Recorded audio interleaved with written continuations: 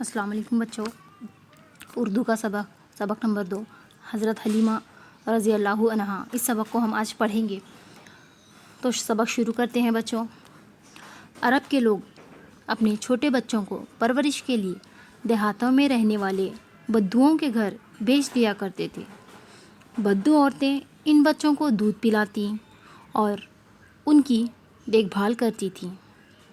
غریب عورتوں کے لیے روزی کمانے کا یہ ایک ذریعہ تھا۔ بی بی حلیمہ رضی اللہ عنہا بھی بچوں کو دودھ پلانے کا کام کرتی تھی۔ وہ ہمارے پیارے رسول حضرت محمد صلی اللہ علیہ وسلم کی دایا تھیں۔ انہوں نے آپ صلی اللہ علیہ وسلم کو دودھ پلایا تھا، اس لیے انہیں دائی حلیمہ بھی کہتے ہیں۔ بی بی حلیمہ کے شوہر کا نام حارث تھا۔ وہ ایک غریب آدمی تھے، اس لیے بی بی حلیمہ رضی اللہ عنہا محنت مزدوری میں اپنے شوہر کا ہاتھ بٹاتی۔ ایک مرتبہ بی بی حلیمہ رضی اللہ عنہا کے گاؤں کی چند عورتیں دودھ پینے والے بچوں کی تلاش میں مکہ پہنچی۔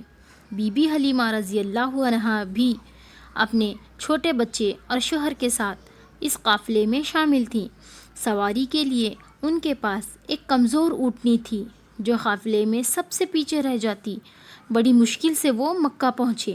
ہمارے رسول صلی اللہ علیہ وسلم کی والدہ حضرت آمنہ رضی اللہ عنہا حضور صلی اللہ علیہ وسلم کو کسی دایا کے سپرد کرنا چاہتی تھیں، مگر جب پتہ چلا کہ آپ صلی اللہ علیہ وسلم یتیم ہیں تو عورتیں آپ صلی اللہ علیہ وسلم کو لینے سے انکار کر دیتیں۔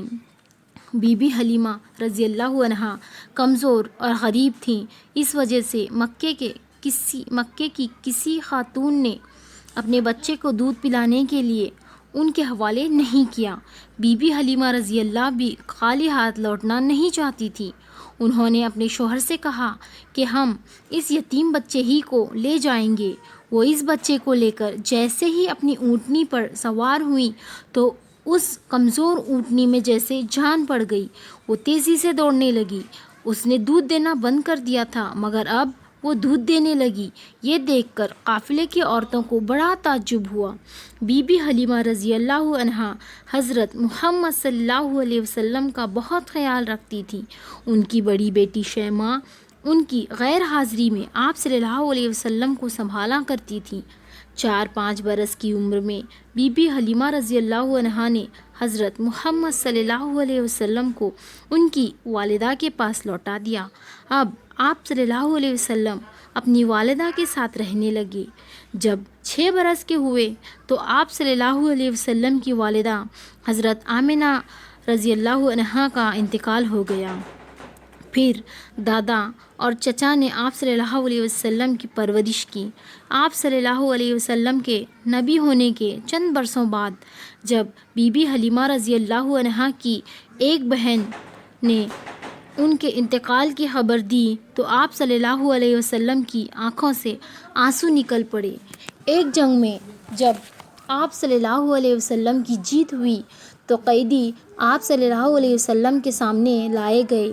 ان میں شیماء بھی تھی۔ آپ صلی اللہ علیہ وسلم نے اسے پہچان لیا اور آزاد کر کے بڑی عزت کے ساتھ اس کے خاندان والوں کے پاس بھیج دیا۔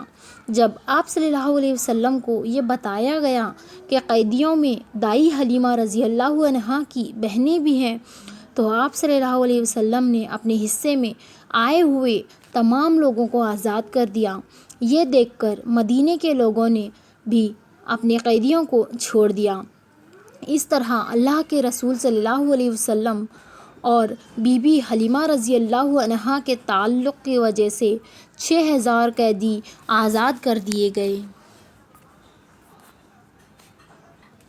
تو یہ تھا بچوں سبق نمبر 2۔ انشاءاللہ اگلے ویڈیو میں اس سبق کی جو مشق ہے اس کو ہم حل کریں گے۔